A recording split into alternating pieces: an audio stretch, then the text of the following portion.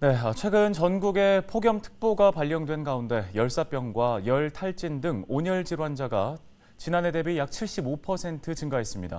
네, 온열 질환의 증상과 또 예방법을 알아보겠습니다. 아주대병원 가정의학과 김범택 교수 전화 연결해 보겠습니다.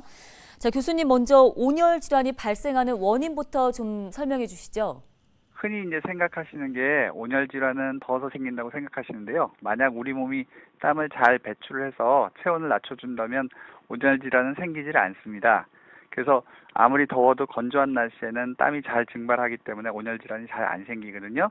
근데 최근에 이제 온열 질환이 많이 생기는 이유는 온도도 좀 높지만 장마로 인해서 습도가 높아지기 때문에 많이 생기는 것 같습니다. 또 옷을 타이트하게 입어서 땀 배출을 잘 못하신다거나 땀을 충분히 만들 수 있을 만큼 몸에 수분이 잘 보충되지 않으면 온열 질환이 생길 수가 있어요. 또 온열 질환은 건강한 분들보다는 어린이라든가 노인분들, 또 고혈압이나 뇌졸중 같은 만성 질환이 있는 분들, 또 건설 현장이나 탄광, 제철소 등에서 일하시는 근로자분들한테 생기기 때문에 이런 분들은 특히 좀 조심하셔야 되겠습니다.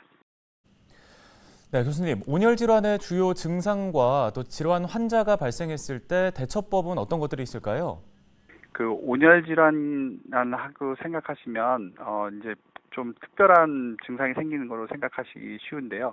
실제로 체온이 올라가면 우리 몸의 전반적으로 기능이 떨어지기 때문에 초기에는 어지럼증이라든가 두통, 또 속이 메시껍다든가 맥박이 빨리 뛰는 등 더위하고 연관짓기 어려운 증상들이 많이 생겨요. 그래서 이런 증상이 생기는 이유가 체온이 상승하면서 이 뇌의 기능이 떨어지고 또 땀을 많이 흘리셔서 체내 수분이라든가 전해질 같은 게 부족해져서 탈수가 되기 때문에 그렇거든요.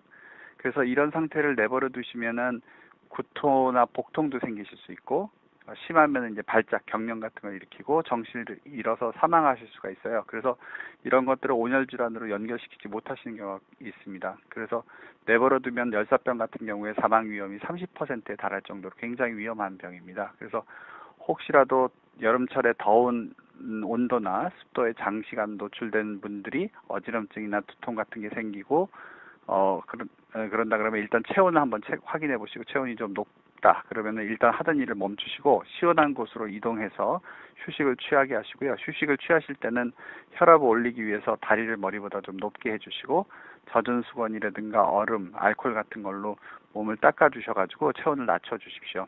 그리고 또 의식이 뚜렷하고 구토 증상이 없다 그러면 좀 시원한 보리차나 전해질 음료를 마시는 게 도움을 주실 수 있고요. 그런데 의식이 나쁘거나 구토를 하시는 분은 억지로 음료수를 마시게 하면 이게 흡입성 폐렴 같은 게 걸릴 수가 있어요. 그래서 이런 분들은 즉시 119에 신고를 하셔서 병원으로 이송해서 정맥 주사를 통해서 수액을 보충해 주시면 좋겠습니다.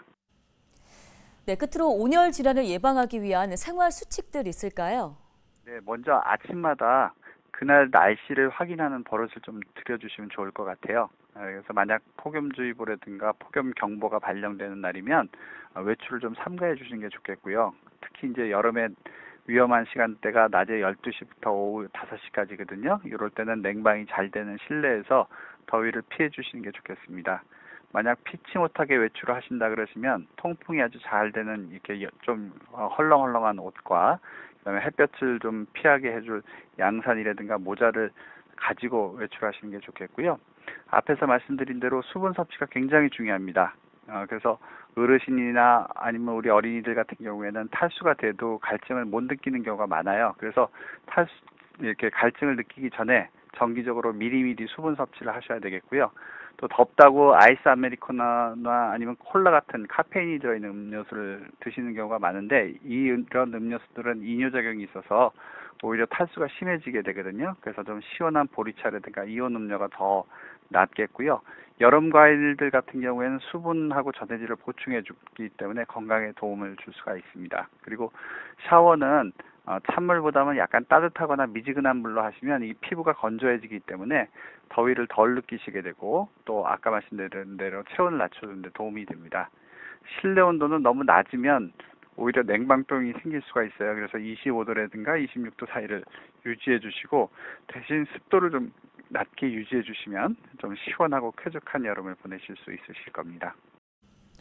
네, 알겠습니다. 오늘 도움 말씀은 여기까지 듣겠습니다. 아주대병원 김범택 교수였습니다.